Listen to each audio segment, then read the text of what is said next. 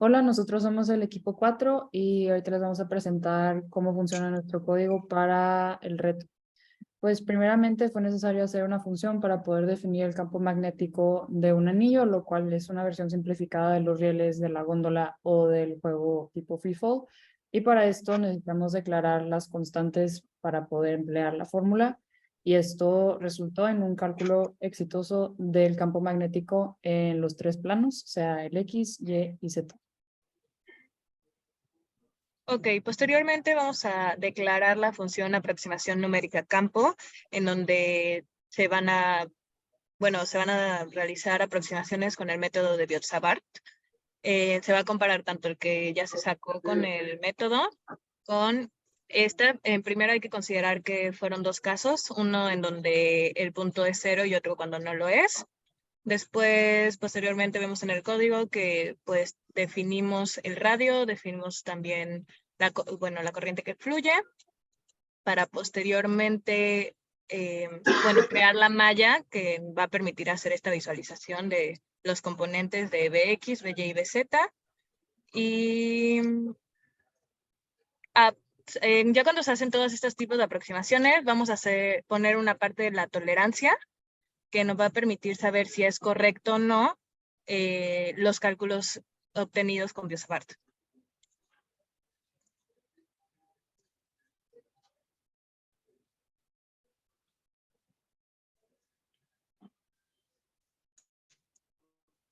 Y pues bueno, aquí se puede Y van ver, a correr.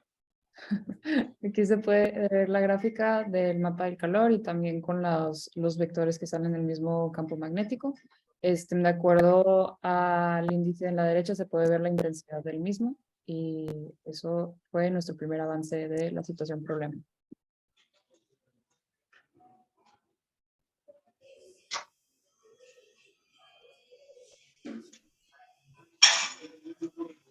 Bueno, este es el avance 2, donde este programa tiene como objetivo comparar los valores del campo magnético generado por un anillo cargado con una de sus componentes, que es Bx, By y Bz, claramente utilizando la ley de Biot-Savart.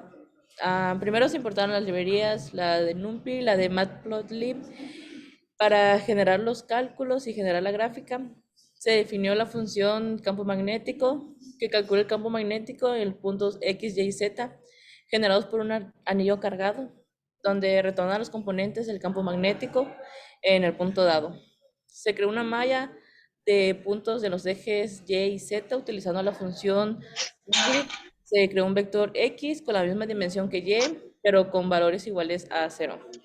Se calcula el campo magnético en todos los puntos de la malla utilizando la función campo magnético y los resultados se le asignaron a los vectores Bx, By y Bz. Se grafican las tres componentes del campo magnético en función a la coordenada Y. Se utilizan diferentes marcadores y líneas para distinguir cada componente. Además, se agregaron una línea horizontal en Y es igual a 0 y se añaden etiquetas a los ejes y al título de la gráfica. Finalmente, se mostró la gráfica resultante con los valores comparativos de cada componente del campo magnético generado por el anillo cargado. Y pues bueno, en resumen, este programa calculó y comparó los valores del campo magnético en cada componente generados por el anillo cargado utilizando la ley de Biot-Savart y muestra la gráfica para una mejor visualización. Sí, es importante mencionar que este código nos ayudó a comprobar que los cálculos fueran correctos, puesto que el anillo es circular. Se espera que gracias a esta geometría el cálculo del campo en el eje X sea igual a 0. Esto debido a que pues, la contribución de campo se va a cancelar al tratarse de una parte que es igual a la otra, pero en sentidos opuestos. El campo va a calcularse y va a ser 0 y podemos ver aquí como el marcador azul con un circulito está justamente en la línea 0, ¿no? Entonces eso quiere decir que nuestros cálculos fueron correctos y pues son coherentes. Ahora, para el avance número 3 de nuestro proyecto, lo que teníamos que hacer era implementar las funciones que habíamos creado en los previos avances, que son pues el cálculo del campo magnético con la ley de Biot-Savart para un anillo, para poder simular el frenado magnético. Queremos simular un juego mecánico de free fall y vamos a utilizar el campo magnético para frenar la góndola que se encuentra moviéndose en caída libre. Y pues para esto primero definimos los parámetros de la góndola. Esta góndola va a tener una cierta aceleración y también va a tener un cierto momento dipolar magnético. Esto es importante mencionarlo porque este momento dipolar magnético va a influir en cómo la góndola interactúa con el campo magnético del anillo, que va a estar ubicado en Z igual a 0. O sea, más bien el campo generado por el anillo va a frenar a la góndola mientras va cayendo. Entonces, definimos también el momento dipolar magnético que va a tener la góndola, el radio del anillo que va a estar en Z igual a 0, la resistencia del material, la gravedad, y nuevamente utilizamos nuestra función campo magnético para calcular el campo del anillo.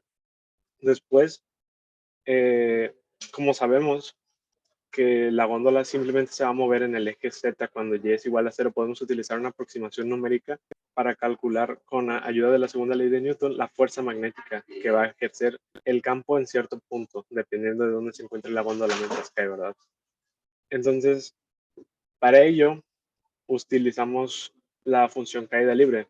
Sabemos que el campo magnético es variable, no va a ser igual si, por ejemplo, la góndola está en su punto inicial de caída a que cuando está muy cerca. Entonces, como es variable, no podemos hacer un cálculo exacto de cómo va a afectar la fuerza, la trayectoria de la góndola. Entonces, utilizamos un método de aproximación numérica que es el método Runge-Kutta de cuarto orden.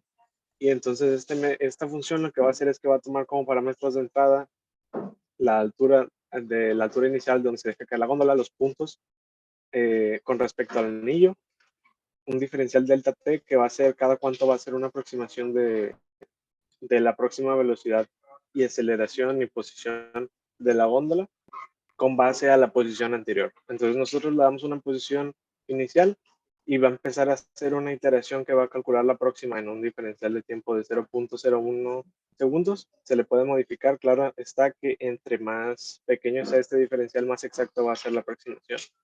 Entonces este ciclo va a continuar hasta que la fuerza gravitacional se vea contrarrestada por la fuerza magnética que genera el campo sobre la góndola.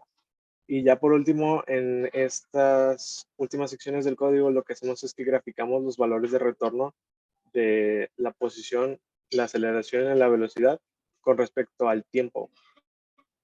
Como podemos ver, la función aquí caída libre, que es el método de Runge-Kutta, nos retorna dos vectores con la velocidad y la aceleración.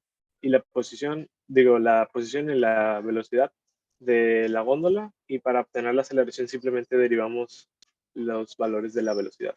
Entonces, si lo corremos, podemos ver las gráficas comparativas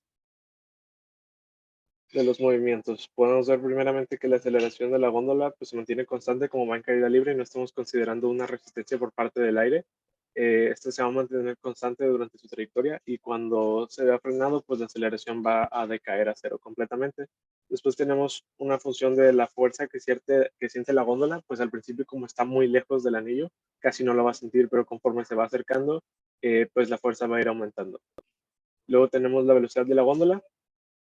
Al principio va a comenzar a caer muy rápido la góndola, va a decaer con una velocidad negativa muy alta y después se va a comenzar a estabilizar cuando empiece a sentir cada vez más la fuerza magnética que va a comenzar a frenarlo lentamente. Y ya por último tenemos la gráfica que compara la posición contra el tiempo de la góndola. Vemos como al principio también cae muy rápido y después simplemente se estabiliza completamente debido a la fuerza magnética.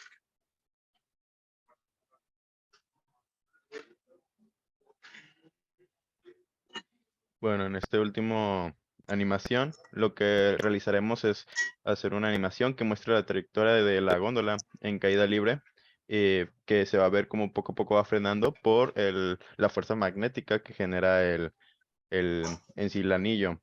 Reutilizamos todo, nomás utilizamos una librería nueva que es Matplotlib Animation, que en pocas palabras va a plotear muchas imágenes en las cuales se van a ir realizando seguidamente y va a aparecer una animación tal cual como va cayendo. Pero nuevamente usamos todo, campo magnético, fuerza del campo, caída libre, pero ahora en caída libre utilizamos bueno, ponemos la misma información, nomás que la implementamos en la imagen para que se pueda ver cómo va cayendo. Bueno, ahorita vamos a correr el código para ver la animación.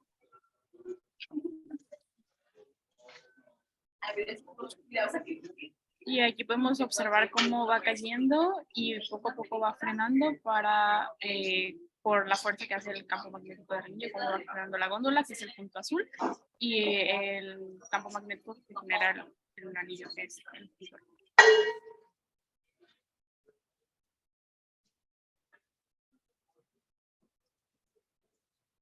Aquí, por ejemplo, en este punto, como todavía no siente mucho la fuerza magnética del anillo, la góndola se mueve muy rápido, pero va a llegar un punto en el que esta velocidad va a comenzar a decaer y va a comenzar a frenarse.